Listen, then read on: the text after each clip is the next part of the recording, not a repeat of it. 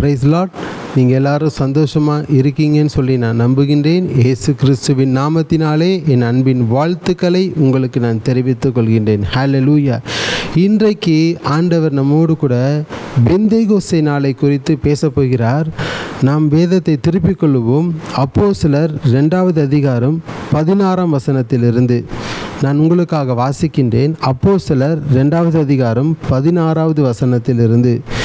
தீர்க்கதரிசியாகிய யோவேலினால் உரைக்கப்பட்டபடியே இது நடந்தேறுகிறது. கடைசி நாட்களில் நான் மாம்சமான யாவர் மேலும் என் ஆவியை ஊற்றுவேன். அப்பொழுது உங்கள் குமாரரும் உங்கள் குமாரத்திகளும் தீர்க்க தரிசனம் சொல்லுவார்கள். உங்கள் வாலிபர் தரிசனங்களை அடைவார்கள். உங்கள் மூப்பர் சொப்பனங்களை காண்பார்கள். என்னுடைய ஊழியக்காரர் மேலும் என்னுடைய ஊழியக்காரிகள் மேலும் அந்நாட்களில் என் ஆவியை ஊற்றுவேன். அப்பொழுது அவர்கள் தீர்க்க தரிசனம் சொல்லுவார்கள். ஹல்லேலூயா. இன்றைக்கு ஆண்டவர் பெந்தேகோஸ்தே நாளை குறித்து உங்களோடு கூட பேச போகிறார். இந்த இடத்துல அப்போஸ்தலனாகிய பவுல் சொல்லுகிறார், அப்போஸ்தலர் 2:16 தீர்க்கதரிசியாகிய யோவேலினால் உரைக்கப்பட்டபடியே இது நடந்தேறுகிறது. ஹல்லேலூயா. அந்த பெந்தேகோஸ்தே சம்பவம் நடந்தேறுகிறது. பெந்தேகோஸ்தே என்று சொல்லுகிற பொழுது அது 50வது நாளை குறிக்கிறது. பரிசுத்த ஆவியானவர் அந்த 50வது நாளில்தான் மேல் வீட்டறையில் கூடியிருந்த அப்போஸ்தலர்கள் தீர்க்கதரிசிகள் மீது வந்து இறங்கினார். அதை தான் பெந்தேகோஸ்தே நாள் என்று நாம் கூறுகிறோம். பெந்தேகோஸ்தே நாள் இது எப்படி 50வது நாள் என்று நாம் சொல்லுகிறோம் என்றால், அதாவது பஸ்கா பண்டிகையிலிருந்து இது 50வது நாள். இயேசு கிறிஸ்து சிலுவையில் பஸ்கா பண்டிகையின் அன்றுதான் அவர் சிலுவையில் அறையப்பட்டார். இயேசு கிறிஸ்து சிலுவையில் அறையப்பட்டு மரித்து 3ஆம் நாளில் உயிரோடு கூட எழுந்து தம்முடைய சீஷர்களுக்கு அவர் 40 நாட்கள் அளவும் தன்னுடைய உயிர்த்தெழுந்த வல்லமையோடு அந்த உயிர்த்தெழுந்த அந்த மகிமையின் சரீரத்தோடு சீஷர்களுக்கு அவருடைய அப்போஸ்தலர்களுக்கு அவர் 40 நாட்கள் தன்னை காண்பித்து தேவனுடைய ராஜ்யத்தின் விசேஷங்களை அவர்களுக்கு எடுத்து சொல்லி அவர் திருஷ்டாந்தப்படுத்தினார் 40 நாட்கள் அளவும். பின்பு 40 நாட்கள் முடிந்த பிறகு அவர் பரமேறினார். அப்பொழுது அவர் தம்முடைய சீஷர்களை பார்த்து சொன்னார், நீங்கள் எருசலேமிலே இருங்கள், நீங்கள் எருசலேமில் இருந்து காத்திருங்கள், பிதா உங்களுக்கு வாக்குத்தத்தம் பண்ணின பரிசுத்த ஆவியை நீங்கள் பெற்றுக்கொள்ளுங்கள் என்று சொன்னார். சீஷர்கள் அப்போஸ்தலர்கள் இயேசுவின் வார்த்தையின்படியே அவர் 40வது நாளில் பரமேறின பின்பு பரலோகத்துக்கு சென்ற பின்பு அவர்கள் எருசலேமில் மேல் வீட்டறையில் 10 நாட்கள் அவரை துதித்தும் அவரை ஆராதித்தும் ஜெபம் பண்ணி கொண்டிருந்தும் பிதா சொன்ன அந்த வாக்குத்தத்தத்தை பெற்றுக்கொள்ளும்படிக்கு அவர்கள் காத்து கொண்டிருந்தார்கள். அந்த 10 நாட்கள் அந்த நிறைவில், அதாவது மொத்தமாக 50வது நாட்களில் பரிசுத்த ஆவியானவர் அவர்கள் மீது வந்து இறங்கினார். ஹல்லேலூயா. அதை தான் நாம் பெந்தேகோஸ்தே என்று சொல்லுகிறோம். ஹல்லேலூயா. பெந்தேகோஸ்தே என்று சொல்லுகிற பொழுது பழைய ஏற்பாட்டு காலத்தில் அதை வாரங்களின் பண்டிகை என்று கூறுகிறார்கள். நிச்சயமாகவே அது ஒரு வாரங்களின் பண்டிகை. அதை சிலர் அறுவடையின் நாள் என்று குறிக்கிறார்கள். ஆம், நிச்சயமாகவே அது ஒரு அறுவடையின் நாள் தான். ஏனென்றால் பரிசுத்த ஆவியானவர் பெந்தேகோஸ்தே நாளில் என்று மேல் வீட்டு அறையில் கூடியிருந்த ஒவ்வொருவரையும் நிரப்பின பொழுது அந்த இடம் அசைக்கப்பட்டது. அந்த இடத்துல ஆத்துமாக்கள் ரட்சிக்கப்பட ஆரம்பித்தாங்க. அந்த இடத்துல தேவனுடைய ராஜ்யம் ஸ்தாபிக்கப்பட்டது. ஹல்லேலூயா. அதனால்தான் நாம் அதை ஒரு அறுவடையின் நாள் என்று கூறுகிறோம். ஹல்லேலூயா. அந்த நாளில்தான் எழுப்புதல் இந்த பூமியில் தொடங்க ஆரம்பித்தது. ஹல்லேலூயா. யோவேலினால் உரைக்கப்பட்ட அந்த தீர்க்க தரிசனம் அந்த நாளில் தொடங்கினது. ஏறத்தாழ கிறிஸ்து பிறப்பதற்கு முன்பாக 800 ஆண்டுகளுக்கு முன்பு யோவேல் தீர்க்க தரிசனம் உரைத்தார். அந்த தீர்க்க தரிசனம் யோவேலினால் உரைக்கப்பட்டது. அது அப்போஸ்தலர் நாட்களில் அந்த தீர்க்க தரிசனம் தொடங்க ஆரம்பித்தது. ஹல்லேலூயா. ஆண்டவர் அதை அந்த நாளை ஒரு எழுப்புதலின் நாளாக முன்குறித்து தம்முடைய அப்போஸ்தலர்களுக்கு கொடுத்தார். இந்த நாள் வரைக்கும் பரிசுத்த ஆவியானவர் ஒவ்வொருவர் மீதும் அவர் பொழிந்தருளப்பட்டு கொண்டே இருக்கிறார். ஹல்லேலூயா. தேவனுடைய ராஜ்யம் ஸ்தாபிக்கப்பட்டு கொண்டே இருக்கிறது. பாருங்களேன், பழைய ஏற்பாட்டு காலத்திலும் மோசே இஸ்ரவேல் ஜனங்களை அந்த எகிப்தின் அடிமைத்தனத்திலிருந்து விடுவித்த பின்பு அவர் கானான் தேசத்துக்குள் அவர்களை அழைத்து கொண்டு செல்ல வேண்டும். அதற்கு நடுவில் அவர்கள் வனாந்தரத்தின் வழியாய் பயணம் செய்ய வேண்டியிருந்தது. அப்பொழுது ஆண்டவர் இந்த ஜனங்களுக்கு தேவனுடைய கற்பனைகளையும் அவருடைய கட்டளைகளையும் பிரமாணங்களையும் கொடுக்க வேண்டும்.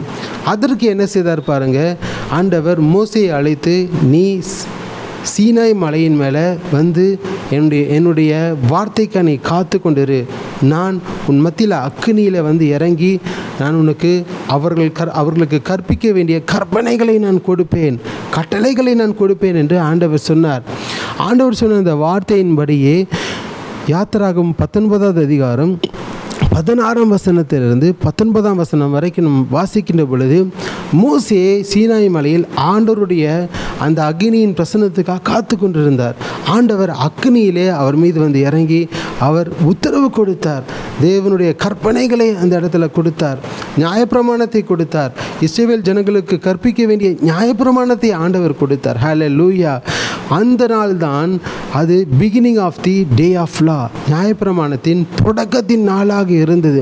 அதுபோல தான் ஆண்டவர் இயேசு கிறிஸ்து மரித்து 3ஆம் நாள் உயிர்த்தெழுந்த பின்பு அவர் பரமேறின பின்பு ஆண்டவர் ஒரு பெந்தேகோஸ்தே நாளை முன்குறித்து வைத்தார். அதை தான் நாம் அப்போஸ்தலர் 2வது அதிகாரத்தில் பார்க்கின்றோம். அந்த இடத்துல அப்போஸ்தலர்கள் சீஷர்களோடு கூட 120 பேர் சேர்ந்து தேவனை துதித்து கொண்டிருந்தாங்க. சரியாய் ஆண்டவர் அந்த 10 நாட்கள் அவர்கள் தேவனுடைய சமூகத்தில் காத்திருந்து அவர்கள் ஜெபித்து கொண்டிருந்த பொழுது கடைசி நாட்களில் பரிசுத்த ஆவியானவர் அவர்கள் மீது வந்து இறங்கினார். அந்த நாளிலிருந்து அங்கே வந்து கூடியிருந்த எல்லா ஜனங்கள் மீதும் பரிசுத்த ஆவியானவர் வந்து இறங்கி அவர்களுடைய வாழ்க்கையை மாற்றினார். ஹல்லேலூயா. அந்த நாட்கள் ஆத்துமாக்கள் கொத்து கொத்தாய் ரசிக்கப்பட ஆரம்பித்தாங்க. அந்த நாள் தான் என்னென்னா beginning of the day of revival.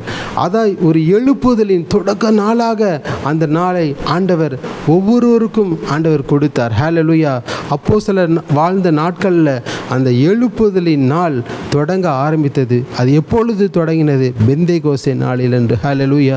ஆண்டவர் உங்கள் வாழ்க்கையிலையும் ஒரு பெந்தேகோஸ்தே நாளை தொடங்குவார். தனிப்பட்ட மனிதனுடைய வாழ்க்கையில், உங்கள் வாழ்க்கையில் அவர் ஒரு எழுப்புதலின் நாளை தொடங்குவார். அந்த நாள் இன்றே உண்டாயிருக்கிறது. ஹல்லேலூயா. இன்றே ரட்சணிய நாள், இன்றே அந்த நாள் உண்டாயிருக்கிறது. நீங்கள் விசுவாசிக்கின்ற பொழுது, ஆண்டவரே எனக்குள்ள அந்த எழுப்புதல் தொடங்க ஆரம்பிக்கிறோம் என்று நீங்கள் சொல்லுகின்ற பொழுது ஆண்டவர் உங்களுக்குள்ள அவருடைய எழுப்புதலை தொடங்குவார். அதன் மூலமாக உங்கள் குடும்பத்துக்குள்ள ஒரு எழுப்புதல், உங்கள் சபைகளுக்குள்ள, உங்கள் சமுதாயத்துக்குள்ள ஆண்டவர் ஒரு எழுப்புதலை உண்டாக்குவார். ஹல்லேலூயா. ஒரு பெந்தேகோஸ்தே நாளை உண்டாக்குவார். அப்பொழுது ஆண்டவர் உங்கள் மூலமாக பெரிய காரியத்தை செய்வார். ஹல்லேலூயா. பெந்தேகோஸ்தே நாளுடைய முக்கியத்துவம் என்ன என்பதை நாம் அறிந்து கொள்ள வேண்டும்.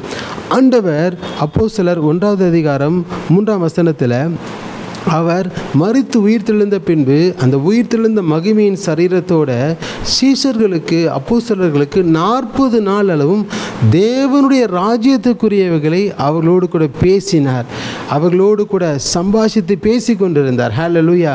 அதிலிருந்து என்ன தெரிகிறது என்றால், இந்த பெந்தேகோஸ்தே நாள் வருவதற்கு முன்பாக சீஷர்களுடைய இருதயத்தை தேவன் ஆயத்தப்படுத்தி தேவனுடைய ராஜ்யத்தை நீங்கள் ஸ்தாபிக்கணும் என்பதற்காகவே அவர் 40 நாட்கள் அளவும் தம்முடைய அப்போஸ்தலர்களுக்கு அவர் தரிசனமாகி பேசி கொண்டிருந்தார். ஹல்லேலூயா. அப்போது என்னென்ன அவருடைய ராஜ்யத்தில் என்னென்ன குறித்து பேசணும் என்பதை குறித்து இயேசு தம்முடைய அப்போஸ்தலர்களுக்கு சொன்னார். லூக்கா 24வது அதிகாரம் 46வது வசனத்தில் இருந்து 49ஆம் வசனம் வரைக்கும் நீங்கள் வாசித்து பாருங்கள். இயேசுவின் சுவிசேஷத்தை குறித்து பிரசங்கிக்க வேண்டும். இதுதான் தேவனுடைய ராஜ்யத்தின் திட்டங்கள். ஹல்லேலூயா. அப்போது பெந்தேகோஸ்தே நாளின் முக்கியத்துவம் என்னவென்றால், பரலோகத்தில் அவருடைய சித்தம் செய்யப்படுகிறது போல இந்த பூமியிலும் அவருடைய சித்தம் செய்யப்பட வேண்டும். இந்த பூமியிலும் இயேசு ராஜாவாக ஆட்சி செய்ய வேண்டும். அவருக்கென்று அநேக ஜனங்களை ஆயத்தப்படுத்த வேண்டும். இயேசுவினுடைய அந்த மரணத்தை குறித்தும் அவருடைய உயிர்த்தெழுதலை குறித்தும் அவருடைய பாவ மன்னிப்பை குறித்தும், அந்த பாவ மன்னிப்பை அவர் கிருபையாய் கொடுத்திருக்கிறாரே அதை குறித்தும், அவர் நமக்கு கிருபையாய் ஈந்திருக்கிற ரட்சிப்பை குறித்தும், அந்த நித்திய ஜீவனை குறித்தும், பரிசுத்த ஆவியானவரை குறித்தும் பேச வேண்டும். இதுதான் பரலோக ராஜ்யத்தினுடைய ஒரு திட்டமாக இருக்கிறது. அதை இந்த பூமியில் ஸ்தாபிப்பது தான் பெந்தேகோஸ்தின் நாளின் முக்கியத்துவமாக இருக்கிறது. அதை தான் ஆண்டவர் பெந்தேகோஸ்தின் நாளில் என்று செய்தார். ஹல்லேலூயா. இன்றைக்கு நீங்களும் அதை செய்ய ஒப்பு கொடுக்கின்ற பொழுது ஆண்டவர் உங்களையும் வல்லமையாக எடுத்து பயன்படுத்துவார். பரிசுத்த ஆவியானவர் வல்லமையாக இவங்க மேலே வந்து இறங்கி பெரிய காரியங்களை உங்கள் வாழ்க்கையில் ஆண்டவர் செய்வார். ஹல்லேலூயா. எத்தனை பேர் சந்தோஷமாக இருக்கீங்க? எத்தனை பேர் பரிசுத்தாவின் அபிஷேகத்துக்காக தாகத்தோடு கூட காத்து கொண்டிருக்கிறீங்க?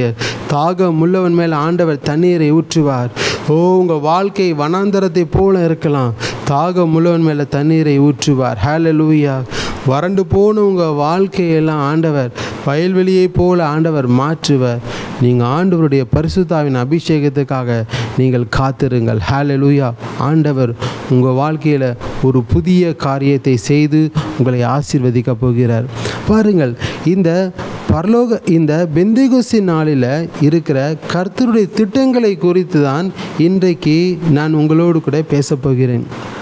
ஆண்டவர் இந்த செய்தியின் மூலமாக உங்கள் வாழ்க்கையில் அவர் என்ன திட்டங்களை தீர்மானித்து வைத்திருந்தாரோ அதையெல்லாம் நிறைவேற்றப் போகிறார். ஹல்லேலூயா. முதலாவது, இந்த பெந்தேகோஸ்து நாளில் அமைந்திருக்கிற கர்த்தருடைய திட்டம் என்னன்னா, அந்த திட்டம் எப்படி வெளிப்படுத்தப்படும், அந்த திட்டம் எப்படி வெளியரங்கமாகும் என்றால், ஆண்டவர் அவர் கொடுத்திருந்த வாக்குத்தத்தத்தின் அடிப்படையில். அப்போஸ்தலர் 2வது அதிகாரம் 16வது வசனத்தை நாம் வாசிக்கின்ற பொழுது, தீர்க்கதரிசியாகிய யோவேலினால் உரைக்கப்பட்டபடியே இது நடந்தேறுகிறது. ஹல்லேலூயா.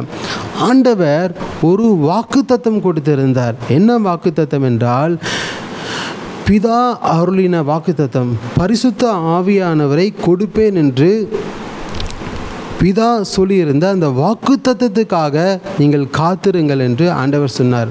அந்த வாக்குத்தத்தத்தின் அடிப்படையில் தான் கர்த்தருடைய திட்டங்கள் அந்த பெந்தேகோஸ்து நாளில் அன்று வெளியரங்கமாகும் என்று ஆண்டவர் சொல்லியிருந்தார். என்ன திட்டம்னா, அதாவது அது ஒரு ரட்சிப்பின் திட்டம். அந்த வாக்குத்தத்தத்தின் அடிப்படையில் இருந்து வெளிப்படுகிற மனுக்குலத்தினுடைய மீட்பை அவர்களுக்கு மீட்பை கொடுக்கிற ஒரு திட்டம். அது இஸ்ரவேல் ஜனங்களுக்கும் எருசலேம் மாநகரத்தில் உள்ள ஒவ்வொரு இஸ்ரவேலின் பிள்ளைகளுக்கும், அது மாத்திரமில்லாமல் புறஜாதிகளுக்கும் அந்த திட்டத்தை ஆண்டவர் வெளியரங்கமாக்குகிறார். ஹல்லேலூயா. அந்த நாளிலிருந்து ஜனங்கள் கொத்து கொத்தாய் ரட்சிக்கப்பட ஆரம்பித்தாங்க. பெரிய காரியத்தை ஆண்டவர் செய்தார். பாருங்கள், அதற்காக தான் அப்போஸ்தலர் 1வது அதிகாரம் 5ஆம் வசனத்தில் இயேசு கிறிஸ்து சீஷர்களை பார்த்து சொன்ன ஒரு வார்த்தை, ஆகையால் நீங்கள் எருசலேமை விட்டு போகாமல் என்னிடத்தில் கேள்விப்பட்ட பிதாவின் வாக்குத்தத்தம் நிறைவேற காத்திருங்கள் என்று கட்டளையிட்டார். பிதாவின் வாக்குத்தத்தம் நிறைவேற அவர் உங்களுக்கு அருளின அந்த வாக்குத்தத்தத்தின் மீது உங்கள் நம்பிக்கையை வைத்து அதன் அடிப்படையில் உங்கள் வாழ்க்கையை நீங்கள் அமைத்து கொள்ளுங்கள். அப்பொழுது ஆண்டவர் உங்களை குறித்திருக்கிற திட்டங்களை நிறைவேற்றுவேன் என்று ஆண்டவர் வாக்கு கொடுக்கிறார் என்று இயேசு கிறிஸ்து தன் சீஷர்களுக்கு அவர் கட்டளையிட்டு கொண்டிருந்தார். யோவான் 14வது அதிகாரம் 16ஆம் வசனத்தில் கூட இயேசு கிறிஸ்து சிலுவையில் மரிப்பதற்கு முன்பாக தம்முடைய சீஷர்களை பார்த்து சொல்லுகிறார், நான் பிதாவை வேண்டிக் கொள்ளுவேன், அப்பொழுது என்றென்றைக்கும் உங்களுடனே கூட இருக்கும்படிக்கு சத்திய ஆவியாகிய வேறொரு தேற்றரவாளனை அவர் உங்களுக்கு தந்தருளுவார். ஹல்லேலூயா.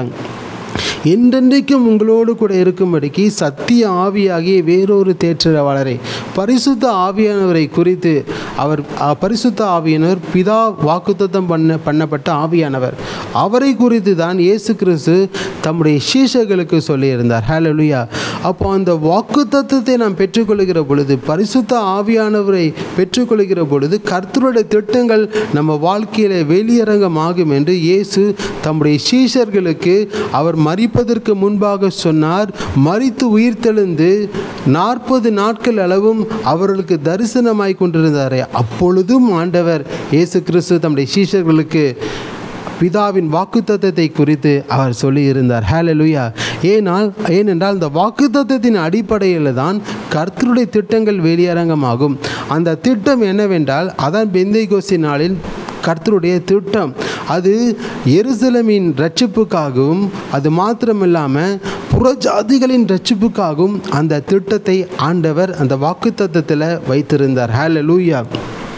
பாருங்களேன், அப்போஸ்தலனாகிய பேதுருவும் மற்ற சீஷர்களும் அந்த மேல் வீட்டறையில் 120 பேர் கூடி ஜெபித்து கொண்டிருந்த பொழுது பரிசுத்த ஆவியானவர் வந்து இறங்குகிறார். பரிசுத்த ஆவியானவர் அவர்கள் மீது வந்து இறங்குகிறார். எல்லாரும் பற்பல பாஷைகளை பேச ஆரம்பித்தாங்க. அக்கினிமயமான நாவுகளை போல பரிசுத்த ஆவியானவர் இறங்குகிறார். பலத்த காற்று முழங்குகிற இடி முழக்கம் போல சத்தம் உண்டாக்குகிறது. என்னன்னே புரியலை. ஒரு ஆச்சரியமான காரியம், ஒரு மகிமையான காரியம் அந்த இடத்துல நடக்கிறது. எல்லார் மேலும் பரிசுத்த ஆவியானவர் வந்து இறங்குகிறார். அங்கு கூடியிருந்த எல்லார் மேலும் பரிசுத்த ஆவியானவர் இறங்கின பொழுது எல்லாரும் பற்பல பாஷைகளில் பேச ஆரம்பித்தாங்க. அப்பொழுது என்ன நடந்தது பாருங்க. இந்த மகிமையின் காட்சியை பார்ப்பதற்கு எப்பொழுதுமே அந்த பஸ்கா பண்டிகையை ஆசரிப்பதற்காக உலகமெங்கிலும் சிதறிருந்த அந்த யூதர்கள், அந்த ஜனங்கள் அந்த நாட்களில் தேடி வருவாங்க, இஸ்ரவேல் தேசத்துக்கு வருவாங்க. அப்பொழுது தான் இந்த சம்பவம் நடக்கிறது, பெந்தேகோஸ்து சம்பவம். அப்பொழுது அங்கிருந்த கூடியிருந்த ஜனங்கள், மற்ற ஜனங்களும் கூடியிருந்தாங்க, எல்லாரும் கூடியிருந்தாங்க. அந்த நேரத்தில் தான் பரிசுத்த ஆவியானவர் அவர்களுடைய அங்கே கூடியிருந்த மக்களுடைய அந்த ஜென்ம பாஷையில் அவர்கள் பேச ஆரம்பித்த உடனே அங்கு கூடியிருந்த ஜனங்களுக்கு ஒரு கலக்கம் உண்டாயிடுச்சு. சில பேர் இயேசுவிடம் தங்கள் வாழ்க்கையை ஒப்பு கொடுத்தாங்க. ஆனால் சில பேர் அந்த இடத்துல பரியாசம் பண்ணி கொண்டிருந்தாங்க. அப்பொழுதுதான் அப்போஸ்தலனாகிய பேதுருவின் மீது பரிசுத்த ஆவியானவர் வந்து இறங்கி அவர் சொல்றார், தீர்க்கதரிசியாகிய யோவேலினால் உரைக்கப்பட்டபடியே இது நடந்திருக்கிறது. நீங்கள் ஏதோ இதை ஒரு புதுமையின் காட்சியாக பார்க்க வேணாம். 800 ஆண்டுகளுக்கு முன்பாக தீர்க்கதரிசியாகிய யோவேலினால் உரைக்கப்பட்ட வாக்குத்தத்த ஒரு வசனம் தான் இது. இதை ஆண்டவர் இந்த அப்போஸ்தலர் 2வது அதிகாரத்தில் இந்த பெந்தேகோஸ்து நாளில் என்று ஆண்டவர் தொடங்கியிருக்கிறார் என்று அவர் பேச ஆரம்பிக்கிறார். அவர் பேச ஆரம்பிக்கிற பொழுதுதான் கர்த்தருடைய ரட்சிப்பின் திட்டம் அந்த இடத்துல வெளியரங்கமாகிறது. பரிசுத்த ஆவியானவர் மூலமாக அந்த ரட்சிப்பின் திட்டத்தை, அந்த வாக்குத்தத்தத்தின் அடிப்படையில் இருக்கிற அந்த ரட்சிப்பின் திட்டத்தை ஆண்டவர் வெளிப்படுத்துகிறார். பாருங்களேன், அப்போஸ்தலர் 2வது அதிகாரம் 39வது வசனத்திலிருந்து 40வது வசனம் வரைக்கும் நான் வாசிக்கிறேன். வாக்குத்தத்தமானது உங்களுக்கும் உங்கள் பிள்ளைகளுக்கும் நம்முடைய தேவனாகிய கர்த்தர் வரவழைக்கும் தூரத்தில் உள்ள யாவருக்கும் உண்டாயிருக்கிறது என்று சொல்லி இன்னும் அநேக வார்த்தைகளாலும் சாட்சி கூறி மாறுபாடுள்ள இந்த சந்ததியை விட்டு விலகி உங்களை ரட்சித்துக் கொள்ளுங்கள் என்றும் புத்தி சொன்னான். ஹல்லேலூயா. அவர் சொல்றார், இந்த வாக்குத்தத்தமானது இஸ்ரவேல் ஜனங்களே, நீங்கள் கூடியிருக்கிறீர்களே, நீங்கள் தான் இயேசுவை கொலை செய்தீர்கள், நீங்கள் தான் இயேசுவை சிலுவையில் அறைந்தீர்கள் என்று அவன் பேசுகிற பொழுது அங்கே இருக்கிற ஜனங்களுக்குள்ள அந்த வார்த்தை குத்த ஆரம்பித்தது. அவங்களுக்குள்ள ஒரு மாற்றம் வர ஆரம்பித்தது. இந்த வாக்குத்தத்தத்தை ஆண்டவர் நிறைவேற்றியிருக்கிறார், ஆண்டவரை ஏற்றுக்கொள்கிறேன் என்று அநேகர் வந்து ஏற்றுக்கொண்டாங்க.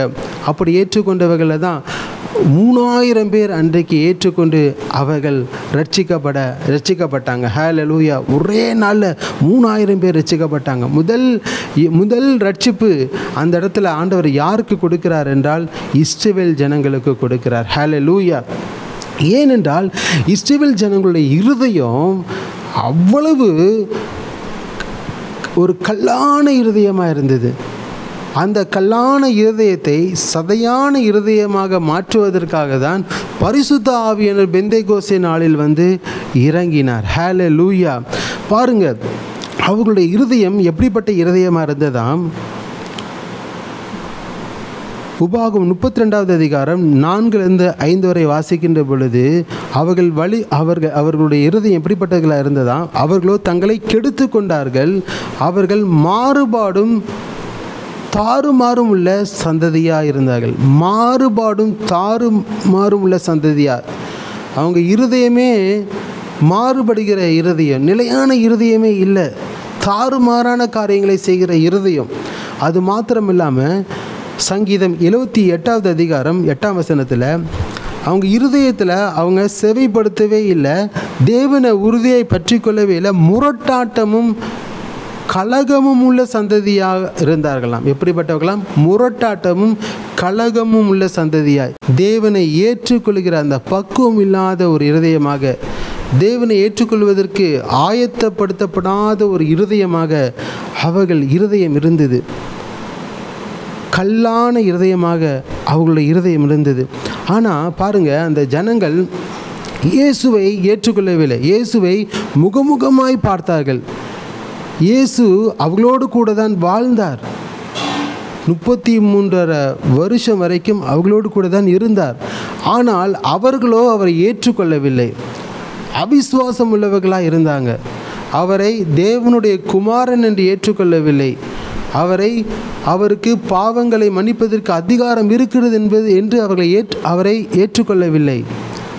அவர் நித்திய ஜீவனை கொடுக்க வல்லமை உடையவர் என்பதை அவரை ஏற்றுக்கொள்ளவில்லை. அவரை புறக்கணித்தார்கள், அவரை தள்ளினார்கள், அவரை அசட்டை பண்ணினார்கள், சிலுவையில் அவரை கொடுமைப்படுத்தினார்கள், அவரை வேதனைப்படுத்தினார்கள், அவரை துக்கப்படுத்தினார்கள், அவரை காயப்படுத்தினார்கள். ஆனால் பெந்தேகோஸ்தின் நாளிலன்று பரிசுத்த ஆவியானவர் இறங்குகிற பொழுது பாருங்களேன், இயேசு சிலுவையில் இரத்தத்தை சிந்தினார், தேவனுடைய ரட்சிப்பின் திட்டத்தை சிலுவையில் வெளிப்படுத்தினார். ஆனால் அந்த ரட்சிப்பின் திட்டத்தை, அந்த ரட்சிப்பை இஸ்ரவேல் ஜனங்களால் அனுபவிக்க முடியலை, அதை எடுத்துக்கொள்ள முடியலை.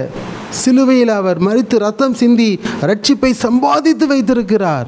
இயேசு சிலுவையில் தம்முடைய இரத்தத்தை சிந்தி இஸ்ரவேல் ஜனங்களுக்கும் ஒட்டுமொத்த உலகத்தில் இருக்கிற ஒவ்வொரு ஜனங்களுக்கும் அவர் ரட்சிப்பை சம்பாதித்து வைத்திருக்கிறார்.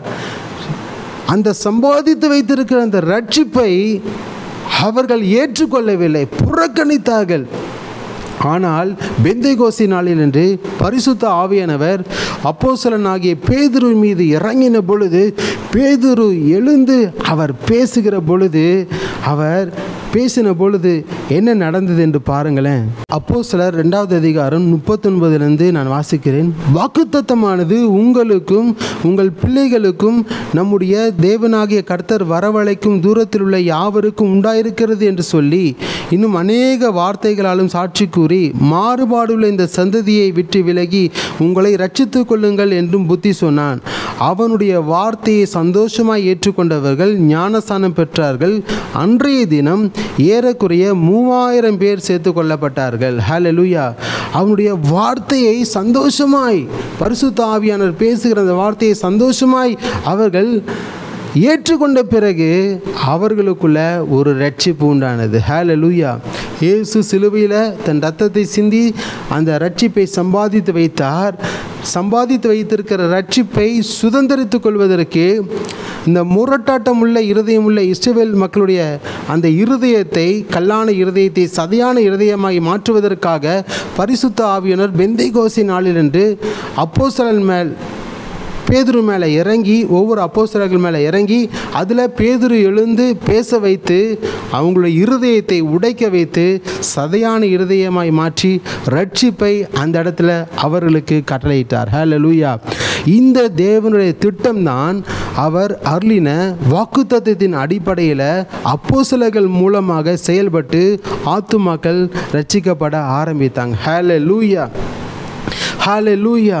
பாருங்களேன், எப்படி கல்லான இருதயம், எப்படிப்பட்ட கல்லான இருதயத்தையோ பரிசுத்த ஆவியானவர் இறங்குனா அந்த இருதயத்தை சதையான இருதயமாக ஆண்டவர் மாற்றுவார். அப்படிப்பட்ட வல்லமையுடையவர் தான் ஆண்டவர். அப்போது பெந்தேகோஸ்தி நாளில் பரிசுத்த ஆவியானவர் அப்போஸ்தலர்கள் மீது இறங்கி, பேதுரு மேலே இறங்கி அந்த ரட்சிப்பை அவங்க இருதயத்தில், அவங்க ஆத்துமாவில் அந்த ரட்சிப்பை அவர்கள் பெற்றுக்கொள்ளும்படிக்கு அவர் கிரியை செய்ய ஆரம்பித்தார். இதுதான் தேவனுடைய திட்டம். ஹல்லேலூயா. இப்போ எத்தனை பேர் அந்த வசனத்தை ஏற்றுக்கொண்டார்களோ சந்தோஷமாக ஏற்றுக்கொண்டாங்களே, அந்த சந்தோஷமாக ஏற்றுக்கொண்டவர்கள் ரட்சிக்கப்பட்டாங்க. அப்பொழுது யார் ரட்சிக்கப்பட முடியும்னா, எத்தனை பேர் இயேசுவின் சுவிசேஷத்தை கேட்டு அதை ஏற்றுக்கொள்கிறார்களோ அத்தனை பேருக்குள்ளும் பரிசுத்த ஆவியானவர் வந்து முத்திரை போடப்பட்டுருவார். அந்த 3000 பேர் ரட்சிக்கப்பட்டாங்க பார்த்தீங்களா, பேதுரு பேசின அந்த வசனத்தை ஏற்றுக்கொண்டு 3000 பேர் ரட்சிக்கப்பட்டாங்களே, அவங்க ஒவ்வொருவருக்குள்ளும் பரிசுத்த ஆவியானவர் முத்திரை போடப்பட்டுட்டார். ஹல்லேலூயா. எபேசியர் 1:13 ஆண்டவருடைய வார்த்தை இப்படியாக சொல்லுகிறது, நீங்களும் உங்கள் ரட்சிப்பின் சுவிசேஷமாகிய சத்திய வசனத்தை கேட்டு விசுவாசிகள் ஆனபோது வாக்குத்தத்தம் பண்ணப்பட்ட பரிசுத்த ஆவியால் அவருக்குள் முத்திரை போடப்பட்டீர்கள். ஹல்லேலூயா. அப்போது உங்கள் இருதயத்தை இயேசு இரட்சகர் என்று ஏற்றுக்கொள்ள வைக்கிறவர் யாருன்னா பரிசுத்த ஆவியானவர். அவர் தான் இருதயத்தை ஆயத்தப்படுத்துகிறார். ஆயத்தப்படுத்தி அவர் உள்ளத்துக்குள்ள வந்த பிறகு இயேசுவை மகிமைப்படுத்த ஆரம்பிக்கிறார். இயேசுதான் கர்த்தர் என்று சொல்ல வைக்கிறார். ஹல்லேலூயா. நம்முடைய ஆவியுடனே கூட பரிசுத்த ஆவியானவர் இணைந்து இயேசுவே கர்த்தர் என்று அறிக்கையிட வைக்கிறார். பின்பு நாம் அவரை அப்பா என்று அழைக்கிற அந்த புத்திர சுவிகாரத்தின் ஆவியை நமக்கு கொடுக்கிறார். ஹல்லேலூயா. யோவான் 8:15-16 வரைக்கும் வாசிக்கின்ற பொழுது, அந்தபடி திரும்பவும் பயப்படுகிறதற்கு நீங்கள் அடிமைத்தனத்தின் ஆவியை பெறாமல் அப்பா பிதாவே என்று கூப்பிடப்படுகிற புத்திர சுவிகாரத்தின் ஆவியை நீங்கள் பெற்றீர்கள். நாம் தேவனுடைய பிள்ளைகளாக இருக்கிறோம் என்று ஆவியானவர் தாமே நம்முடைய ஆவியுடனே கூட சாட்சி கொடுக்கிறார். ஹல்லேலூயா. பரிசுத்த ஆவியானவர் நம்முடைய இருதயத்தில் முத்திரை போடப்பட்ட பிறகு நம்முடைய ஆவியுடனே கூட சாட்சி கொடுப்பார். நீங்கள் தேவனுடைய புத்திரராக இருக்கிறீர்கள், தேவனுடைய பிள்ளைகளாக இருக்கிறீர்கள். உங்களுக்கு இயேசு சிலுவையில் சம்பாதித்து வைத்த தன் இரத்தத்தினாலே சிந்தி சம்பாதித்து வைத்திருந்த அந்த ரட்சிப்பை சுதந்திரத்துக் கொள்கிறதற்கு பரிசுத்த ஆவியானவர் உங்களுக்குள்ளே வந்து தங்கி முத்திரை போடப்பட்டு அவரே உங்களுக்குள்ள இருந்து சொல்லுவார், நீங்கள் தேவனுடைய பிள்ளைகளாக இருக்கிறீர்கள் என்று. ஹல்லேலூயா. இப்படிப்பட்ட காரியம்தான் பெந்தேகோஸ்தே நாளில் அன்று நடந்து. அதான் கர்த்தருடைய திட்டம். பெந்தேகோஸ்தே நாளில் கர்த்தருடைய திட்டம் அதுதான். அந்த ரட்சிப்பு இஸ்ரவேல் ஜனங்களுக்கு கடந்து சென்றது. அது மாத்திரமில்லாமல் அப்போஸ்தலனாகிய பேதுரு சொல்கிறார், அப்போஸ்தலர் 2:39, இந்த வாக்குத்தத்தமானது அப்போது பிதா அருளின அந்த வாக்குத்தத்தத்தின் அடிப்படையில் பரிசுத்த ஆவியானவர் வந்து இறங்குகிற பொழுது, அந்த வாக்குத்தத்தம் வந்து அவர்கள் மீது வந்து இறங்கின பொழுது பேதுருவின் மூலமாக அவர்களுக்கு ஒரு ரட்சிப்பை ஆண்டவர் கட்டளையிடுகிறார். ஹல்லேலூயா. இஸ்ரவேல் ஜனங்கள்லாம் ரட்சிக்கப்படுறாங்க. அவர் சொல்லுகிறார், இந்த வாக்குத்தத்தமானது உங்களுக்கும் உங்கள் பிள்ளைகளுக்கும் நம்முடைய தேவனாகிய கர்த்தர் வரவழைக்கும் தூரத்தில் உள்ள யாவருக்கும் உண்டாயிருக்கிறது. ஹல்லேலூயா. உங்களுக்கு மாத்திரமல்ல, உங்களை சுற்றி சூழ்ந்திருக்கிற எல்லா ஜனங்களுக்கும், சமாரியாவில் வாழ்கின்ற ஒவ்வொரு மக்களுக்கும், உலகம் எங்கிலும் வாழ்கின்ற ஒவ்வொரு மக்களுக்கும், ஐரோப்பா கண்டத்தில் இருக்கிற ஒவ்வொரு மக்களுக்கும், ஒவ்வொரு கண்டங்களில் இருக்கிற ஒவ்வொரு மக்களுக்கும் நம்முடைய தேவனாகிய கர்த்தர் வரவழைக்கும் தூரத்தில் உள்ள யாவருக்கும் இது உண்டாயிருப்பதாக. ஹல்லேலூயா. இந்த உலகத்தில் இந்த எத்தனை ஜனங்கள் இருக்கிறாங்க? அப்ராக்சிமேட்டாக more than 800 crores. எல்லாருக்கும், இன்னும் ரட்சிக்கப்படாமல் எத்தனை பேர் வெயிட்டிங் லிஸ்ட்டில் ஆண்டவர் வச்சிருக்கிறாரோ அவர்கள் வருகிற வரைக்கும் அவர்களுக்கும் இந்த வாக்குத்தத்தமானது சொந்தமாக இருக்கிறது. ஹல்லேலூயா. அவர்களுக்கும் இந்த வாக்குத்தத்தத்தின் ஆசீர்வாதங்கள் வந்து இறங்கும். இந்த வாக்குத்தத்தத்தின் மூலமாக பரிசுத்த ஆவியானவர்களை தொடுகிற பொழுது இயேசு சிலுவையில் சம்பாதித்து வைத்திருந்த, தம்முடைய இரத்தத்தினாலே சம்பாதித்து வைத்திருந்த அந்த ரட்சிப்பை அவர்களும் சுதந்திரத்துக் கொள்கிறதற்கு இந்த வாக்குத்தத்தம் அவர்களுக்கும் உரிமையானது என்று ஆண்டவராகிய இயேசு கிறிஸ்து அந்த இடத்துல பேதுருவின் மூலமாக அவர் திருவலம் பற்றினார். பரிசுத்த ஆவியானவர் அவர் உள்ளத்துக்குள் இருந்து திருவலம் பற்றினார். ஹல்லேலூயா. நீங்கள் ஒருவேளை நீங்கள் கவலைப்படலாம், எங்கள் குடும்பத்தில் நான் தான் ரட்சிக்கப்பட்டிருக்கிறேன், என் குடும்பத்தார்கள் இன்னும் ரட்சிக்கப்படாமல் இருக்கிறார்கள், என் உறவினர்கள் என் நண்பர்கள் இன்னும் ரட்சிக்கப்படாமல் இருக்கிறார்கள் என்று சொல்கிறீங்களா? ஒருவேளை ரட்சிக்கப்பட்டு மறுதலித்து போய்விட்டாங்க என்று சொல்கிறீங்களா? கவலைப்படாதீங்க. நீங்கள் பரிசுத்தாவின் அபிஷேகத்துக்கு முக்கியத்துவம் கொடுத்து அவருக்காக காத்திருந்து அவர் உங்களுக்கு கொடுத்த வாக்குத்தத்தத்தின் அடிப்படையில் உங்கள் வாழ்க்கையை அமைத்து நீங்கள் ஜெபம் பண்ணி கொண்டிருக்கும் போதும், துதித்து கொண்டிருக்கிற போதும், பரிசுத்த ஆவியானவர் உங்கள் மேலே வந்து இறங்குகிற போது அவர்களை குறித்து ஆண்டவர் உங்கள் உள்ளத்தில் அவர் பேச ஆரம்பிப்பார். அவர்களை ஆண்டவர் தொட்டு ரட்சிப்பார். ஹல்லேலூயா. ரட்சிக்கிறது அவருடைய கரத்தில் இருக்கிறது. நம்ம செய்ய வேண்டியதெல்லாம், அன்றைக்கு அப்போஸ்தலர்கள் சீஷர்கள் என்ன செய்தாங்க?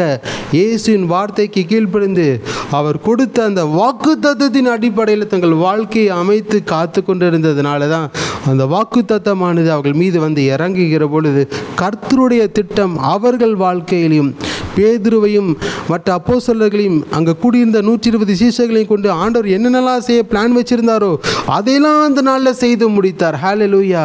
அதற்கு ஒரு அடையாளம் தான் ஒரே நாளில் 3000 பேர் ஆத்துமாக்கள் ரட்சிக்கப்பட்டது.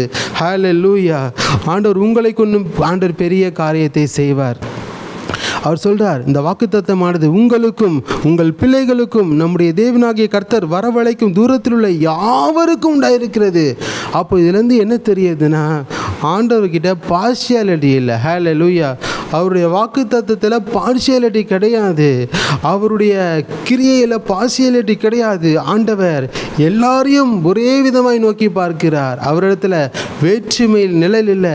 அவர் எந்த மனுஷனையும் அற்பமாய் நினைக்க மாட்டார். அவர் ஒருவரையும் புறமே தள்ளாதிருக்கிற தேவன். அவரிடத்தில் வேற்றுமையின் நிழல் என்பதே இல்லை. அவரிடத்தில் பட்சபாதம் என்பதே இல்லை. அவர் எல்லார் மீதும் கிருபையுள்ள தேவன். எல்லார் மீதும் அவருடைய அன்பை பொழிந்தருளுகிற தேவன். எல்லாருக்கும் இந்த வாக்குத்தத்தம் உண்டு. இந்த வாக்குத்தத்தத்தின் அடிப்படையில் கர்த்தருடைய திட்டம் எல்லாருடைய வாழ்க்கையிலும் நிறைவேற்றப்படும். பரிசுத்த ஆவியானவர் வந்து இறங்குகிற பொழுது உங்களை குறித்து வைத்திருக்கிற திட்டங்களை உங்களுக்கு வெளிப்படுத்துவார். உங்களை சுற்றி சூழ்ந்திருக்கிற மக்களுடைய வாழ்க்கையில் கர்த்தருடைய திட்டம் என்ன என்பதை குறித்து ஆண்டவர் உங்களுக்கும் வெளிப்படுத்துவார், அவர்களுக்கும் வெளிப்படுத்துவார். ஹல்லேலூயா. அவருக்கு மறைவானது இந்த உலகத்தில் ஒன்றுமே இல்லை. பாருங்களேன், 800 ஆண்டுகளுக்கு முன்பாக யோவேல் தீர்க்கதரிசியின் மூலமாக ஆண்டவர் தீர்க்க தரிசனம் உரைத்தார். அவர் என்ன சொல்லியிருக்கிறார்? யோவேல் 2வது அதிகாரம் 28 நான் வாசிக்கின்றேன். அதற்கு பின்பு நான் மாம்சமான யாவர் மேலே என் ஆவியை ஊற்றுவேன். அப்பொழுது உங்கள் குமாரரும் உங்கள் குமார்த்திகளும் தீர்க்க தரிசனம் சொல்லுவார்கள். உங்கள் மூப்பர் சொப்பனங்களையும் உங்கள் வாலிபர் தரிசனங்களையும் காண்பார்கள். ஊழியக்காரர் மேலும் ஊழியக்காரிகள் மேலும் அந்நாட்களில் என் ஆவியை நான் ஊற்றுவேன் என்று ஆண்டவர் சொல்லியிருக்கிறார். ஹல்லேலூயா.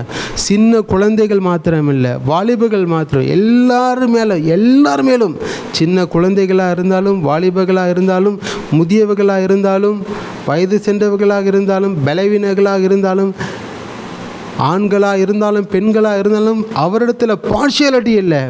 எல்லார் மேலும், மாம்சமான யாவர் மீதும் அவர் தம்முடைய ஆவியை ஊற்றி அவருடைய திட்டத்தை ஆண்டவர் நிறைவேற்றி முடித்தார். வெளிப்படுத்தி அதை நிறைவேற்றி முடித்தார். ஹல்லேலூயா.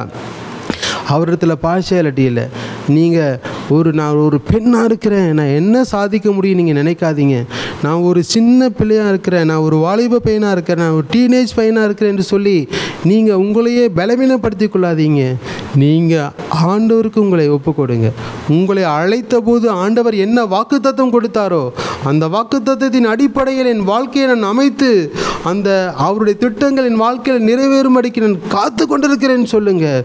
ஆண்டவர் அந்த வாக்குத்தத்தத்தின் அடிப்படையில் உங்களுக்கு அவருடைய திட்டத்தை வெளிப்படுத்தி ஆண்டவர் ஆசீர்வதித்து உங்களை பெருக பண்ணுவார். ஹல்லேலூயா.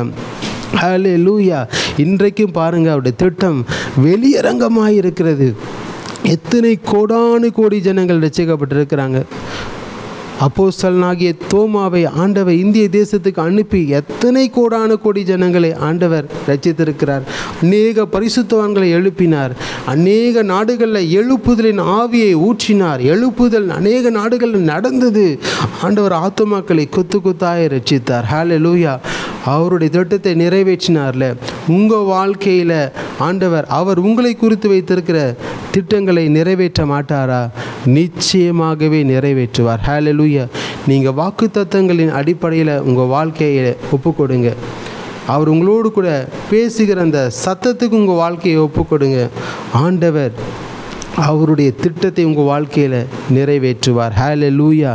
பேதுருவின் வாழ்க்கையில் அங்கு மேல் வீட்டறையில் கூடியிருந்த ஒவ்வொரு சீஷர்களுடைய வாழ்க்கையில் அந்த ஆண்டவருடைய ரட்சிப்பின் திட்டத்தை ஆண்டவர் நிறைவேற்றி முடித்தார்ல அவர்கள் வாழ்க்கையில். அது இந்த நாள் வரைக்கும் அது தொடர்ந்து வந்து கொண்டே இருக்கிறது பாருங்களேன். அந்த யோவேல் தீர்க்கதரிசியின் மூலமாக ஆண்டவர் உரைத்த தீர்க்க தரிசனம், அந்த வார்த்தை பெந்தெகோஸ்தின் நாளிலிருந்து தொடங்கினது. அது எழுப்புதலின் ஒரு ஆரம்பமாக இருக்கிறது. ஹல்லேலூயா. ஒரு எழுப்புதலின் பரிபூர்ணம் இந்த கடைசி நாட்களில் நடக்கப் போகிறது. அதன் பின்புதான் ஆண்டவராக இயேசு கிறிஸ்து இந்த பூமிக்கு வரப்போகிறார். அதற்கு முன்பாக பரிசுத்த ஆவியானவர் அவருடைய கிருபையை ஒவ்வொரு ஜனங்களுக்கும் அவர் காண்பித்து கொண்டே இருக்கிறார். தாகம் உள்ளவன் மேலே நான் தண்ணீரை ஊற்றுவேன், வறண்ட நிலத்தின் மேல் ஆறுகளை நான் ஊற்றுவேன் என்று ஆண்டவர் சொல்லியிருக்கிறார். அப்போ தாகமாக இருக்கிற போது அவர் தம்முடைய அபிஷேகத்தை ஊற்றி அவருடைய திட்டங்களை உங்கள் வாழ்க்கையில் நிறைவேற்றி உங்களை ஆசீர்வதித்து பெரிய காரியத்தை ஆண்டவர் உங்கள் வாழ்க்கையில் செய்வார். ஹல்லேலூயா. ரெண்டாவதாக, அவருடைய அந்த பெந்தெகோஸ்தே நாளில் கர்த்தருடைய திட்டம் என்ன வெளியரங்கமாக்கப்பட்டது என்றால், இயேசு கிறிஸ்து தம்முடைய சீஷர்களை பார்த்து சொன்னார், முதலாவது வாக்குத்தத்தத்தை நீங்கள் பெற்றுக்கொள்ளுங்கள் என்று சொன்னார். ரெண்டாவது, நீங்கள் எருசலேமிலேயே இருங்கள் என்று ஆண்டவர் சொன்னார். Based on the place the God's plan will be establish. அந்த எந்த இடத்தை அவர் குறித்து வைத்திருக்கிறாரோ அந்த இடத்துல இருக்கும் பொழுது தான் அவருடைய திட்டம் நிறைவேற்றப்பட முடியும். அப்போஸ்தலர் 1:5 அவர் சொல்லியிருக்கிறார், ஆகையால் நீங்கள் எருசலேமை விட்டு போகாமல் என்னிடத்தில் கேள்விப்பட்ட பிதாவின் வாக்குத்தத்தம் நிறைவேற காத்திருங்கள். எருசலேமிலே நீங்கள் இருங்க. சீஷர்கள் நினச்சிட்டாங்க, இயேசு பரமேறி போன பிறகு நம்ம சிதறி போய் அங்கங்கே நம்மளால் முடிஞ்ச காரியத்தை செய்யலாம் நினச்சாங்க, ஊழியத்தை செய்யலாம் நினச்சாங்க. ஆனால் ஆண்டவர் சொன்னார், இல்லை, நீங்கள் ஒரு உன்னதத்திலிருந்து வருகிற அந்த பலனாய் அந்த பலனை நீங்கள் பெற்றுக்கொள்ள வேண்டும். அது வரைக்கும் நீங்கள் எருசலேமிலே இருங்க, நீங்கள் காத்து கொண்டிருங்க, துதித்து கொண்டிருங்க, தேவனை தேடி கொண்டிருங்க. அவர் வரும்போது அவர் உங்களை வழி நடத்துவார். அப்பொழுது அவருடைய சித்தத்தை நீங்கள் உங்கள் வாழ்க்கையில் நிறைவேற்றுங்க என்று சொல்லி ஆண்டவர் ஏற்கனவே சொல்லி வைத்திருந்தார் சீஷர்களிடம். அதனால தான் சீஷர்கள் என்ன பண்ணாங்கன்னா, அந்த எருசலேமிலேயே அவர்கள் காத்து கொண்டிருந்தாங்க. எருசலேம் என்று சொல்லுகிற பொழுது அது ஒரு என்ன சொல்லுவாங்கன்னா, எப்ரேய மீனிங்கில் அபோட் ஆஃப் பீஸ், அது ஒரு அமைதியின் உறைவிடம் என்று சொல்லுவாங்க. இன் அரபிக் லாங்குவேஜில் ஹோலி சாங்சுவரி, பரிசுத்த ஸ்தலம் என்று சொல்லுவாங்க. அப்போ அந்த ஜெருசலேம் என்று சொல்லுகிற பொழுது அது ஒரு மகாராஜாவின் நகரமாக இருக்கிறது. ஹல்லேலூயா. அந்த இடத்துல தான் இயேசு தம்முடைய சிங்காசனத்தை போட்டு தேசம் முழுவதையும் ஆண்டவர் ஆளுகை செய்ய போகிறார். அதனால தான் அந்த இடத்துல நீங்கள் தங்கியிருங்க. அந்த இடத்துல இயேசுவின் ஆளுகை ஆட்சி அந்த இடத்துல இருந்து தான் உலகம் முழுவதுக்கும் கடந்து செல்ல போகிறது. அதற்கென்றே ஆண்டவர் அந்த எருசலேமை ஆண்டவர் தெரிந்தெடுத்தார். அந்த இடத்துல நீங்கள் இருக்கின்ற பொழுது அவருக்காக எனக்காக நீங்கள் ஜனங்களை ஆயத்தப்படுத்த முடியும், என்ற திட்டங்களை நீங்கள் நிறைவேற்ற முடியும், எனக்காக நீங்கள் சாட்சிகளாக இருக்க முடியும் என்று ஆண்டவர் சொன்னார். அப்போஸ்தலர் 1:8 இயேசு சீஷர்களை பார்த்து சொன்னார், பரிசுத்த ஆவி உங்களிடத்தில் வரும்போது நீங்கள் பலனடைந்து, நீங்கள் அப்போ தான் உங்களுக்குள்ளே ஒரு ஸ்ட்ரென்த் வரும். ஸ்ட்ரென்த்தே இல்லாமல் நீங்கள் போய் ஊழியம் செய்தீங்கன்னா நீங்கள் தோற்று போயிடுவீங்க. என் சித்தத்தை செய்ய முடியாது, பலவீனமான பாண்டமாய் போய் செய்ய முடியாது.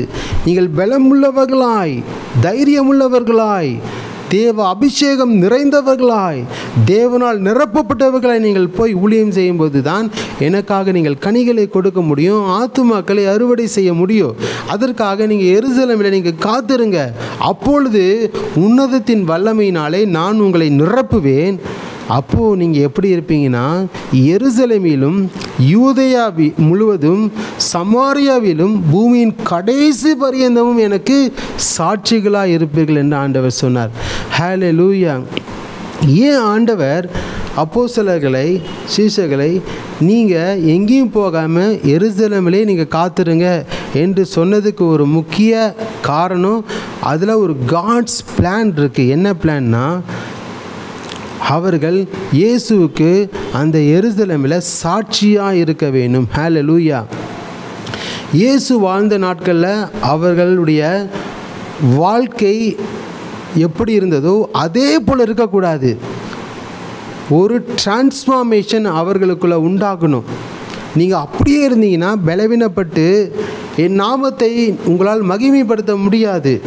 அதனால் நீங்கள் முதலாவது எங்கேயும் போகாமல் பிதா உங்களுக்கு கொடுக்குற அந்த வாக்குத்தத்தத்தை, பரிசுத்தாவின் அபிஷேகத்தை பெற்றுக்கொண்டு நீங்கள் முதலாவது எனக்கு நீங்கள் இருந்த ஊரிலேயே, நீங்கள் ஊழியம் செய்த இடத்திலேயே நீங்கள் எனக்கு சாட்சிகளாக இருங்கள் என்று ஆண்டவராகிய இயேசு கிறிஸ்து தம்முடைய சீஷர்களை பார்த்து சொன்னார். ஹல்லேலூயா.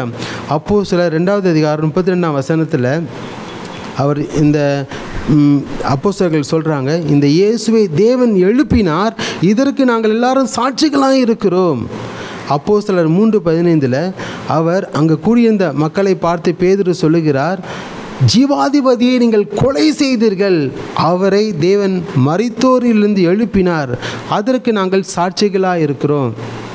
பாருங்களேன், இயேசு சொன்னார் நீங்கள் எருசலேமிலே சாட்சியாக இருக்க வேண்டும் என்று. அப்போது பெந்தேகோஸ்தினால தேவனுடைய அபிஷேகம் ஊற்றப்பட்ட பிறகு அப்போஸ்தலர்கள் பேசுகிற வார்த்தை, இந்த இயேசுவை தேவன் எழுப்பினார், ஜீவாதிபதியை நீங்கள் கொலை செய்தீர்கள், அவரை தேவன் மரித்தோரிலிருந்து எழுப்பினார், அதற்கு நாங்கள் சாட்சிகளாக இருக்கிறோம். ஹல்லேலூயா. அப்போது என்ன சாட்சினா, இயேசுவின் வாழ்க்கை, அவருடைய மரணம், அவருடைய உயிர்த்தெழுதல் மற்றும் அவர் பரலோகத்துக்கு ஏறுதல் போன்ற இந்த எல்லா காரியங்களையும் கண்களால் கண்ட ஒரு உண்மைகளை அப்போஸ்தலர்கள் அந்த இடத்துல பறைசாட்டினாங்க. அதுலேருந்து என்ன தெரியுதுன்னா, இவர்கள் இயேசுவோடு கூட இருந்தவர்கள், இயேசுவோடு கூட ஊழியம் செய்தவர்கள், இயேசுவின் சிலுவையின் மரணத்தை பார்த்தவர்கள், அவருடைய உயிர்த்தெழுதலை பார்த்தவர்கள், அவருடைய பரமேறுதலை பார்த்தவர்கள். இவர்கள் இயேசுவோடு கூட இருந்தவர்கள், இயேசுவின் குணாதிசயங்கள்லாம் நிரப்பப்பட்டவர்கள், இயேசுவின் சாயலை உடையவர்கள் என்கிற சாட்சி எருசலேமில் இருக்கணும். ஹல்லேலூயா. அதற்காக தான் இயேசு அப்போஸ்தலர்களை பார்த்து சொன்னார், நீங்கள் வேறு எங்கும் போகாதீங்க, இந்த எருசலேமிலே நீங்கள் காத்திருங்கள், நீங்கள் எருசலேமிலே காத்திருங்கள். பிதா வாக்குத்தத்தம் பண்ணப்பட்ட பரிசுத்தாவின் அபிஷேகத்தை பெற்றுக்கொள்கிற வரைக்கும் நீங்கள் எனக்கு சாட்சியாய் இந்த எருசலேமில் நீங்கள் இருக்கணும். பரிசுத்தாவின் அபிஷேகம் வந்து இறங்குகிற பொழுது நீங்கள் எனக்கு சாட்சிகளாக இந்த எருசலேமில் இருப்பீங்க என்று சொல்லி தான் ஆண்டவர் இயேசு கிறிஸ்து தம்முடைய அப்போஸ்தலர்களை பார்த்து சொன்னார். ஹல்லேலூயா. அப்போஸ்தலர்களுடைய வாழ்க்கையை பார்க்கின்ற பொழுது, இயேசுவோடு இருந்த பொழுது அவர்கள் ஒரு பயம் நிறைந்தவர்களாக, ஒருவருக்கொருவர் பொறாமைப்படுகிறவர்களாக, ஒருவருக்கொருவர் எதிர்பேசுகிறவர்களாக, அவிசுவாசம் நிறைந்தவர்களாக அவர்கள் வாழ்ந்து கொண்டிருந்தாங்க. அப்போஸ்தலனாகிய பேதுரு பெருமையான பேச்சுகளை பேசுகிறவராக வாழ்ந்து கொண்டிருந்தார். ஆனால் இயேசு மரித்து 3ஆம் நாள் உயிரோடு கூட எழுந்து பின்பு அவர்கள் பெந்தேகோஸ்தே நாளில் பரிசுத்தாவின் அபிஷேகத்தை பெற்றுக்கொண்ட பிறகு அவர்களுடைய செய்கையே மாறிடுச்சு. அப்போஸ்தலர்களுடைய செய்கையே மாறிடுச்சு. அப்போஸ்தலர்கள் இயேசுவை பிரதிபலிக்கிறவர்களாக மாறிவிட்டாங்க, இயேசுவை வெளிப்படுத்துகிறவர்களாக மாறிவிட்டாங்க, இயேசுவின் போதனைகளை சொல்லுகிறவர்களாக மாறிவிட்டாங்க, இயேசுவின் சுவிசேஷத்தை பிரசங்கிக்கிறவர்களாக மாறிவிட்டாங்க, இயேசுவுக்காக தன் ஜீவனையை கொடுக்கவும் ஆயத்தப்பட்டவர்களாக மாறிவிட்டாங்க. ஒவ்வொரு சீஷர்களும் அவர்களும் மரித்தார்கள், சிலுவையில் மரித்தார்கள். இயேசுவுக்காக நான் மரிக்கவும் ஆயத்தமாக இருக்கிறேன், இயேசுதான் என் ஜீவன், இயேசுதான் என் பலன், இயேசு இல்லாமல் என் வாழ்க்கை இல்லை என்று சொல்லி இயேசுவை குறித்து பகிரங்கமாய் பிரசங்கிக்க ஆரம்பித்தார்கள். பேதுரு பிரசங்கித்து கொண்டிருந்த பொழுது மூப்பர்கள் வேதபாரர்கள்லாம் கூப்பிட்டு, நீ இயேசுவை குறித்து பிரசங்கிக்கக்கூடாது என்று அவர்களிடம் திட்டமாய் சொல்லின பின்பும் பயப்படாமல் தைரியமாய் அவர் சொல்றார், ஜீவாதிபதியை நீங்கள் கொலை செய்தீர்கள் என்று அங்கு கூடியிருந்த ஜனங்களை பார்த்து சொல்லுகிறார். ஹல்லேலூயா. இயேசுவின் சிலுவையின் மரணத்தை குறித்து பேசுகிறார், அவருடைய மரணத்தை குறித்து சாட்சி சொல்லுகிறார்கள். அவருடைய உயிர்த்தெழுதலை குறித்து சாட்சி சொல்லுகிறார்கள். இப்படிப்பட்ட சாட்சிகளாக நீங்கள் எருசலேமில் இருக்க வேண்டும் என்று ஆண்டவர் இந்த பெந்தேகோஸ்தின் நாளில் ஆண்டவர் அவர்களை குறித்து உண்டான தேவ திட்டத்தை அந்த இடத்துல வெளிப்படுத்தினார். ஹல்லேலூயா. இன்றைக்கு ஆண்டவர் உங்களை குறித்து உண்டான தேவ திட்டத்தை ஆண்டவர் வெளிப்படுத்துவார். ஹல்லேலூயா. இயேசுவோடு கூட இருந்த அப்போஸ்தலர்களைப் போல நீங்களும் ஒவ்வொரு நாளும் தேவ சமூகத்துக்கு போங்க, தேவனோடு கூட உறவாடுங்க, தேவ பிரசன்னத்தில் வாழுங்க. ஆண்டவரை பார்த்து சொல்லுங்க, ஆண்டவரே நான் என்ன செய்ய சித்தமாக இருக்கிறீர், அதன்படி செய்ய என்னை ஒப்பு கொடுக்கிறேன் அப்பா. என் இஷ்டத்தின்படி நான் வாழ்ந்தது போதும், என் தீர்மானத்தின்படி வாழ்ந்தது போதும், என் சுய இச்சைகளின்படி வாழ்ந்தது போதும். இனி நான் உமக்காக வாழப்போகிறேன். எனக்குள்ள ஒரு மாற்றம் வேணும். நான் உமக்காக எழுந்து பிரகாசிக்கணும். நான் முன் செய்து வந்த ஊழியத்தை செய்யணும். முன்பு நான் பரிசுத்தாவின் அபிஷேகத்தால் நிரம்பி ஜெபிக்கிறவனா இருந்தேனே, இப்பொழுது நான் பரிசுத்தாவின் அபிஷேகத்தால் நிரம்பி ஜெபிக்கிறவனா இருக்கணும். உமக்காக ஆத்துமாக்களை ஆதாயம் பண்ணணும். உமக்காக உங்க நாமத்தின் மகிமைக்காக அற்புதங்கள் அதிசயங்கள் செய்கிறவனா என்னை மாற்றுங்க. நான் உமக்காக எழும்பி பிரகாசிக்க ஒப்பு கொடுக்கிறேன் என்று நீங்கள் சொல்லுகிற பொழுது ஆண்டவர் உங்கள் வாழ்க்கையில் அவருடைய திட்டத்தை நிறைவேற்றுவார். நீங்கள் இருக்கிற இடத்துலையே இருங்க. எந்த இடத்துல ஆண்டவர் உங்களை இருக்க கட்டளை கொடுத்திருக்கிறாரோ அதே இடத்துல நீங்கள் இருக்கின்ற பொழுது, எந்த இடத்துக்கு அவர் போக சொல்லுகிறாரோ அதே இடத்துக்கு போய் அவருடைய சித்தத்தை நான் நிறைவேற்றேன் என்று நீங்கள் சொல்லுகிற பொழுது ஆண்டவர் அவருடைய வாக்குத்தத்தத்தை உங்கள் வாழ்க்கையில் அவர் கொடுத்த வாக்குத்தத்தத்தை நினைத்தருளி ஆண்டவர் அவருடைய திட்டங்களை உங்கள் வாழ்க்கையில் நிறைவேற்றுவார். ஹல்லேலூயா. ஏன் இயேசு கிறிஸ்து தம்முடைய சீஷர்களை பார்த்து நீங்கள் எருசலேமிலே இருங்கள் என்று சொன்னார் என்றால், ஏனென்றால் அவர்கள் பரிசுத்த ஆவியினாலும் அக்னியினாலும் பெற்றுக்கொள்கிற ஒரு ஞானஸ்தானத்தை அவர்கள் பெற்றுக்கொள்ள வேண்டும். பரிசுத்த ஆவியினாலும் அக்னியினாலும் நிரப்பப்படுகிற ஒரு ஞானஸ்தானத்தை அவர்கள் பெற்றுக்கொள்ள வேண்டும். அதற்காக தான் அவர் சீஷர்களை பார்த்து நீங்கள் எருசலேமிலே காத்திருங்கள் என்று சொன்னார். அப்போது ஞானஸ்தானத்தில் 2 வகையான ஞானஸ்தானம் இருக்கின்றது. ஒன்று மனம் திரும்புதலுக்கென்று ஜலத்தினாலே பெற்றுக்கொள்கிற ஒரு ஞானஸ்தானம். எப்பொழுது ஒருவர் இயேசு கிறிஸ்துவை ஏற்றுக்கொண்டாரோ அப்பொழுது அவர் மனம் திரும்பி தங்கள் பாவங்களெல்லாம் அறிக்கையிட்டு ஜலத்தினாலே ஞானஸ்தானம் பெற்றுக்கொள்வாங்க. அதை தான் யோவான் ஸ்நானகன் வாழ்ந்த காலத்தில் அவர் மனம் திரும்புதலுக்கென்று ஞானஸ்தானத்தை கொடுத்தார். அவரை தேடி வந்த ஒவ்வொருவருக்கும் அவர்களை மனம் திரும்புதலுக்கு ஏற்ற ஒரு ஞானஸ்தானத்தை கொடுத்தார். அவர் பிரசங்கித்தது என்றால் மனம் திரும்புங்கள், பரலோக ராஜ்யம் சமீபித்திருக்கிறது என்று சொன்னார். அப்போது மனம் திரும்புங்கள் என்று மனம் திரும்புதலை குறித்து அவர்களிடத்தில் பிரசங்கித்து அவர்கள் பாவங்களை அறிக்கையிட்டு யோர்தான் நதியிலே யோவானாலே அவர்கள் ஞானஸ்தானம் பெற்றுக்கொண்டார்கள்.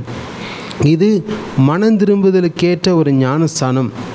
இன்னொன்று அவர் சொல்லுகிறார், மத்தேயு 3வது அதிகாரம் 11ஆம் வசனத்தில், மனம் திரும்புதலுக்கென்று நான் ஜலத்தினால் உங்களுக்கு ஞானஸ்தானம் கொடுக்கிறேன், எனக்கு பின் வருகிறவரோ என்னிலும் வல்லவராக இருக்கிறார், அவருடைய பாதரட்சைகளை சுமக்கிறதற்கு நான் பாத்திரன் அல்ல, அவர் பரிசுத்த ஆவியினாலும் அக்கினியினாலும் உங்களுக்கு ஞானஸ்தானம் கொடுப்பார். ஹல்லேலூயா. அப்பொழுது இயேசு சொன்னார், யோவான் ஸ்நானகன் சொல்லியிருக்கிறார், எனக்கு பின் வருகிறவர் அவர் என்னிலும் பரிசுத்தம் உள்ளவர், அவருடைய பாதரட்சைகளை சுமக்கிறதற்கு நான் பாத்திரன் அல்ல, அவர் என்ன செய்வாராம், பரிசுத்த ஆவியினாலும் அக்னியினாலும் உங்களுக்கு ஞானஸ்தானம் கொடுப்பார். இந்த ஞானஸ்தானத்தை தான் அப்போஸ்தலர்கள் சீஷர்கள் மேல் வீட்டு அறையில் காத்திருந்த பொழுது அவர்களுக்கு கிடைத்தது. ஹல்லேலூயா. இந்த அபிஷேகம் வந்த பிறகு அவங்க வாழ்க்கையே முற்றிலுமாக மாறினது. அவங்க தைரியம் உள்ளவர்களாய் மாறினாங்க. கோலை உள்ளவர்களாக இருந்தாங்க, தைரியம் உள்ளவர்களாய் மாறி ஆண்டவருக்காக பெரிய காரியங்களை செய்தாங்க. ஹல்லேலூயா. அப்போது ஆண்டவர் எந்த இடத்துல இருக்க சொல்கிறாரோ அந்த இடத்துல நாம் இருக்கின்ற பொழுது அவர் நமக்கு கொடுத்த வாக்குத்தத்தத்துக்கு உண்டான அந்த ஆசீர்வாதங்களை நம் மீது பொழிந்தருள பண்ணி அவருடைய திட்டங்களை ஆண்டவர் நிறைவேற்றுவார். ஹல்லேலூயா. பரிசுத்த ஆவியானவர் பேதுருவின் மேலே வந்து இறங்கின பொழுது அவருடைய வாழ்க்கையே மாறினது.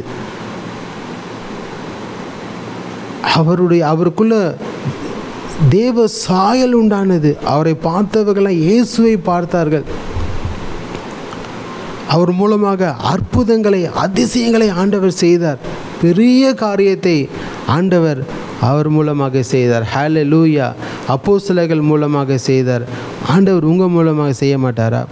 வெறும் மனம் திரும்புதலுக்கென்று நாம் ஜலத்தினால் ஞானஸ்தானத்தை பெற்றுட்டு இந்த பூமியில் ஒரு சாட்சியுள்ள வாழ்க்கையை வாழவே முடியாது. எப்போ ஒரு மனிதன், ஒரு மனுஷி அக்னியினாலும் பரிசுத்த ஆவியினாலும் பெற்றுக்கொள்கிற அந்த ஞானஸ்தானத்தை பெற்றுக்கொள்கிறாங்களோ அவர்கள் தான் ஜெயமுள்ள வாழ்க்கையை வாழ முடியும். இந்த உலகம் கரை படிந்த ஒரு உலகம், பாவம் நிறைந்த ஒரு உலகம், இச்சை நிறைந்த உலகம். பிசாசனவன் யாரை விழுங்கலாமோ என்று அவன் கெர்ச்சிக்கிற சிங்கத்தைப் போல வகை தேடி திரிந்து கொண்டிருக்கிறான். கண்களின் இச்சையும் ஜீவனத்தின் பெருமையும் நிறைந்திருக்கிற ஒரு உலகம் இந்த உலகம். இந்த உலகத்தில் ஒரு வெற்றியுள்ள ஒரு வாழ்க்கையை வாழணும், சாட்சியுள்ள ஒரு வாழ்க்கையை வாழணும், இயேசுவை வெளிப்படுத்தணும். கிறிஸ்துவானவர் மகிமை நம்பிக்கையாக நமக்குள்ளே இருக்கிறார். அவர் நமக்குள்ளிருந்து வெளியரங்கமாகணும். நமக்குள்ள அவருடைய கனிகள் வெளிப்பட ஆரம்பிக்கணும். ஆவிக்குரிய கனிகள் நமக்குள்ளிருந்து வெளிப்பட ஆரம்பிக்கணும். அவருடைய திவ்ய ஸ்பாவம் நமக்குள்ளிருந்து வெளிப்பட ஆரம்பிக்கணும். இதெல்லாம் எப்படி நடக்கும்? நாம் எப்பொழுது பரிசுத்த ஆவியினாலும் அக்னியினாலும் இயேசு கொடுக்கிற அந்த ஞானஸ்தானத்தை பெற்றுக்கொள்கிறோமோ அப்பொழுதுதான் நம் வாழ்க்கையில் தேவனுடைய மகிமை வெளியரங்கமாகும். ஹல்லேலூயா. பாவங்களை எதிர்த்து நிற்க முடியும், பிசாசை எதிர்த்து நிற்க முடியும், அசுத்த ஆவிகளை எதிர்த்து நிற்க முடியும், மந்திரத்தின் கிரியைகளை முறியடிக்க முடியும், சூனியத்தின் வல்லமைகளை முறியடிக்க முடியும், அந்தகார லோகாதிபதிகளின் வல்லமைகளை முறியடிக்க முடியும். இப்பிரபஞ்சத்தின் பொல்லாத அந்தகார லோகாதிபதிகளையும் வான மண்டலத்தின் பொல்லாத ஆவிகளின் சேனைகளையும் முறியடிக்க முடியும். எப்பொழுது ஆண்டவர் சொன்ன இடத்துல இருந்து நாம் காத்திருந்து ஜெபிக்கின்ற பொழுது, அவரை துதிக்கின்ற பொழுது, அவர் தம்முடைய பரிசுத்தாவின் அபிஷேகத்தை நம்ம மேலே ஊற்றுவார். ஹல்லேலூயா.